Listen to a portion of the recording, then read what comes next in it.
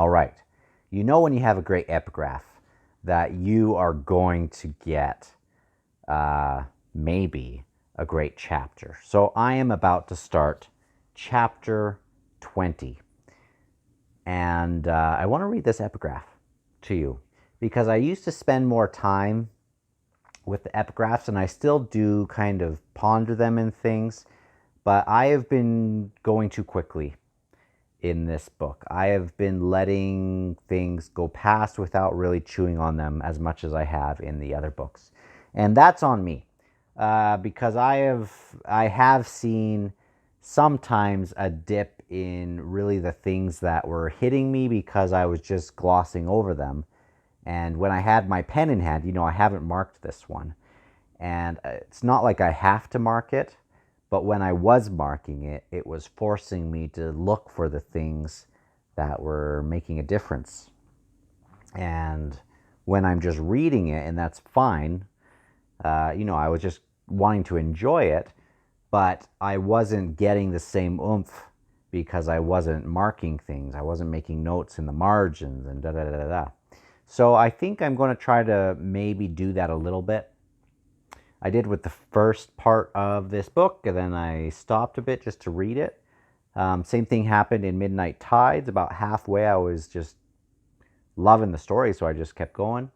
But I think I'm going to do that a little bit because I want to savor this next part. Okay, let me read chapter, and I just saw right now who this was from, which makes it even cooler. Okay, epigraph of chapter 20 in the Bonehunters, which I wish it just said Bonehunters. The always, I don't know. Okay, doesn't matter. It says, discipline is the greatest weapon against the self-righteous. And that's not all, but what a line, right? We must ensure the virtue of our own controlled response when answering the atrocities of fanatics. And in this series, or in this book especially, we are seeing, that idea of fanatics is brought up a lot. And interesting how Leomin would, at first he would seem like, his actions seem so much like, also like being a fanatic, but he's saying, I'm sick of fanatics, but then he's going to burn all the fanatics, which really, what an amazing moment. I mean, awful moment, but what an amazing moment to have halfway through this. That could have been the end of this book or this idea. In some way, it doesn't mean it would be moral, but that seems like something it would lean towards. This moment of burning fanatics, and then, yeah, isn't that interesting though? Okay, but here we're saying discipline is the greatest weapon against self-righteousness, and I'm dying to know how this is going to also play out after that fanatics thing in Egatan, and we're reading this. This could be a sweet ending. Okay. We must measure the virtue of our own controlled response when answering the atrocities of fanatics, and yet let it not be claimed in our own oratory of piety that we are without our own fanatics. Like, even though we feel like our position is pious, and it might be in a lot of cases, it's not really about the piety, it's sometimes the fanatics who ruin it for everyone. Let it be claimed in our own oratory of piety that we are without our own fanatics, for the self-righteous breed wherever tradition holds. Now, obviously, there's danger. And it's not, again, saying that tradition is wrong or evil, but we've seen people do some wild things in the name of tradition. And again, it's, yeah. Anyway, I'll keep going on. And most often there exists the perception that tradition is under assault. That's when people can get very zealous. And it doesn't even, obviously this thing has been kind of a talk on religion a little bit. We're having gods here and people kind of following them, so we can look to that. But, there are many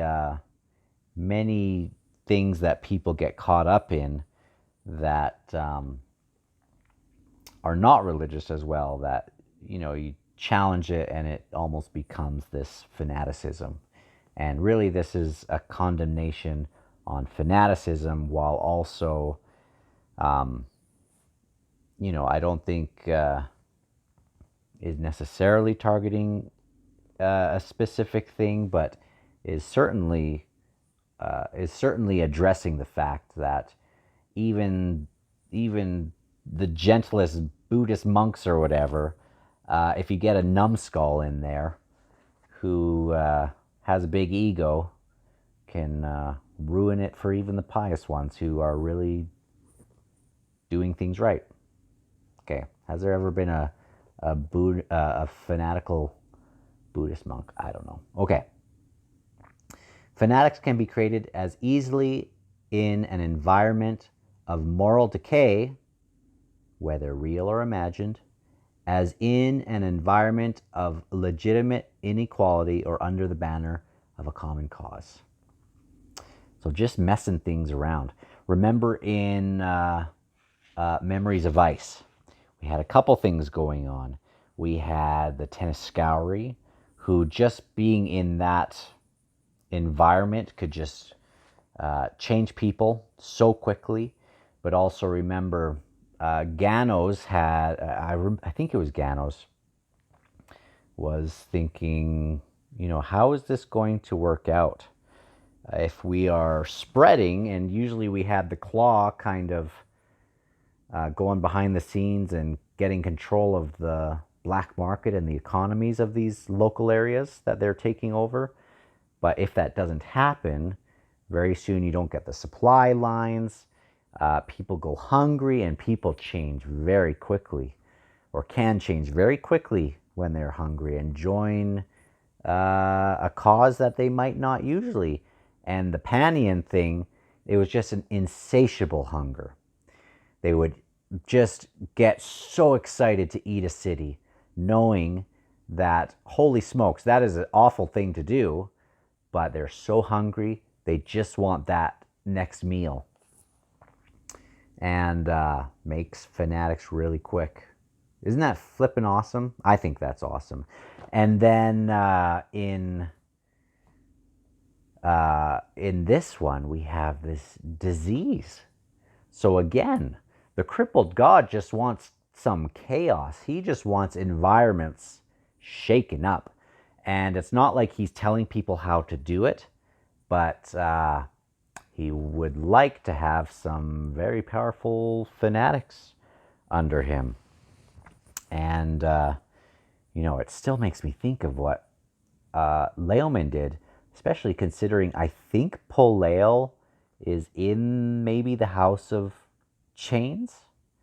If you leave, or if you start following the crippled god, does that, it doesn't make you automatically like one of these cards or whatever in the deck of dragons. But is Polale just acting, he's a follower now. Does that mean he's also in this deck? These 7 Talani Massey more like followers. So they wouldn't take up 7 spots unless they like took up a 1 spot, because sometimes you'll have like a swarm of bees. Maybe this would be like the 5 Talan card. You know what I mean? Very interesting. And that's one of the coolest things about kind of in the underlying kind of just what's going on. That's really starting to come into, make more sense to me. It's this fact that, we have the crippled god, and he's this great antagonist, and we want him to get what's coming to him or whatever. But it's not like on this end we're just rooting for light. It's this extra thing that is like everyone's building their Magic the Gathering deck. Everyone's trying to stack their deck. That's the coolest thing about this. It means it also has this element of luck, maybe. People are making their strongest suit. The Crippled God is making his person or his deck, and Hood has his deck going, and others have their deck. Just so cool. And we also swap characters sometimes in those decks. We had a Herald in Hood go to whatever, go to the Crippled God. He's now his Herald. We had the whatever Haboric was of Fenner go to Treach, or maybe that was him becoming an Ascendant and he wasn't before, or who knows? I don't know. He wouldn't be an Ascendant. He would be just in the deck, and you don't have to be an Ascendant to be in the deck. Anyway, it's very cool because this Crippled God, if you look at his deck, and I don't play Magic the Gathering, but I have learned it, and well, it was a long time ago, and it was kind of fun. I just, it just hasn't been a thing I've kept doing, but it was fun to learn, and I did it for about a year with a buddy. And I thought it was cool mostly because I really like character design and stuff, and I just thought it was cool to make these different things. And I had been working on a little bit of a project at the time that I thought it would kind of help with. Anyway, on those cards, sorry for rambling, with what I remember, some cards were very chaotic, but very high damage, but sometimes could kind of, it was like a nuke card, and sometimes instead of having like 8 damage or 10 damage, sometimes it would have an X, and that would be extra scary, but also it might do nothing. But that X card might do like triple the damage of some other thing just because of some luck element or because of the environment that has happened. And it seems like the Crippled God has a lot of those kinds of cards. Cards that, he has Karsa. He's a super wild card that could go totally crazy. He has Kalor.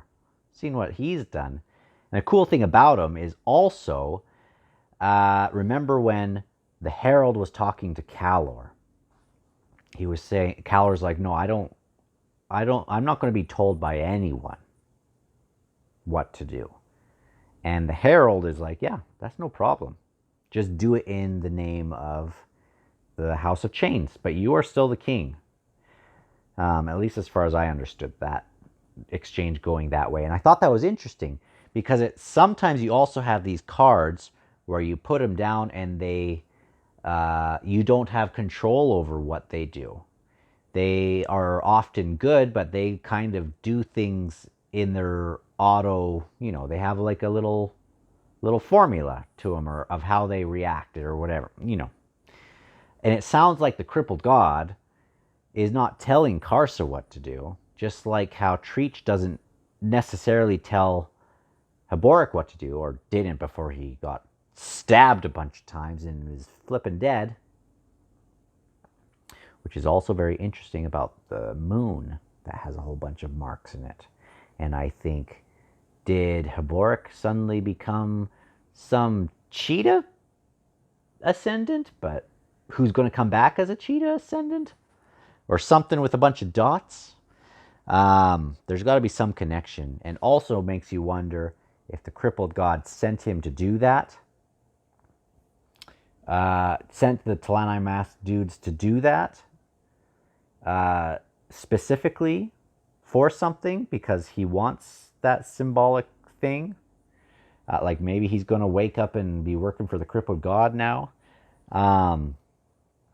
Or if them just doing that, stabbing him a bunch, making sure he's dead, had some effect on what happened with the moon. Or, all this deck stuff is very interesting because they link so often.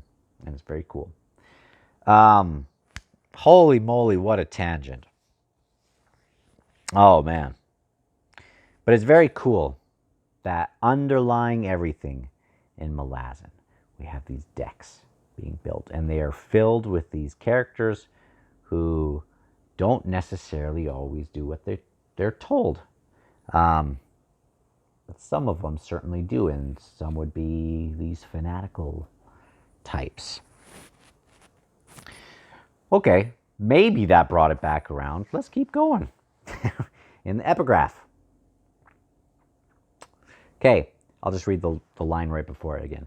Fanatics can be created as easily in an environment of moral decay, whether real or imagined, as in an environment of legitimate inequality or under the banner of a common cause. So it's almost warning of just be aware of this, that this can happen to any cause. Discipline is as much facing the enemy within as the enemy before you. Discipline within. So the crippled god uses this. He uses this scourge now. His element is to shake things up. That's his weapon. He shakes things up enough so that he doesn't have to force you to do anything. You just go crazy and start eating people. A little bit. He can use disease. He just wants to shake things up, I think, and let people destroy themselves. So it's about internal discipline as one of the great weapons. Remember, I'm also thinking all of these different warrens are becoming infected. So even the people in all these different warrens are going crazy. Remember the people just wanting a ride on the caravan in Memories of Ice. They were going crazy. Just shaking things up.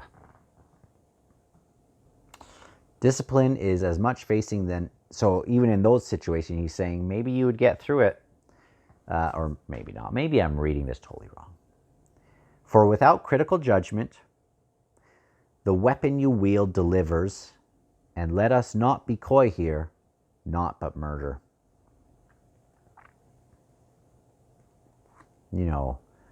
If you're doing something in the name of tradition because you hold that tradition and you think it's so, you're willing to kill for it. Now, I think, obviously, we know that there's certain things worthy of going and fighting for. There were some awful ideologies and things in, think of what was going on with World War II in a bunch of these wars. It's worth going over and protecting people. That's something worthy of fighting for, I think. But you have to be careful to have some discernment about what is worth actually fighting for. It's very interesting. And that's not me trying to point any which way. Again, it's just interesting that is such a part of this book. Also it has to do with rebirth. And its first victim is the moral probity of your cause.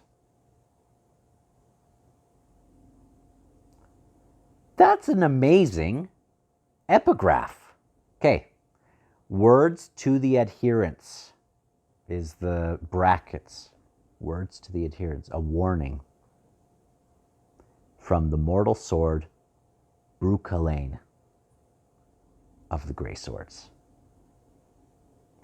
And of course, that's the guy I thought was cool in Capistan, until I figured out that Ikovian is way freaking cool. But let us not forget how awesome Brucalain is. Remember how he went out and the one person thought she sold him out or whatever. Then Kovian, I think, is the one that wakes up and says, no, he knows what he's doing. He goes and stands before them, and I can't remember exactly, but this is why I think Kapistan is my very favorite section maybe in the whole series. Because of Gruntle and Kovian and also this Bruchalane guy, or however you pronounce it, goes out, and even his sword is still fighting them, and he knows he's been sold out, but he's going to go do it anyway. And you know, now he's having this really amazing warning. Anyway, I thought that was very cool, and it might have been another rambly one, but I think that was a flippin' cool epigraph. And I think I'm going to pay some extra attention to these last chapters. And I don't know if that means I will be out this week, because I tonight have spent an hour on a page. So it doesn't look like it's going to go very quick. So we'll see.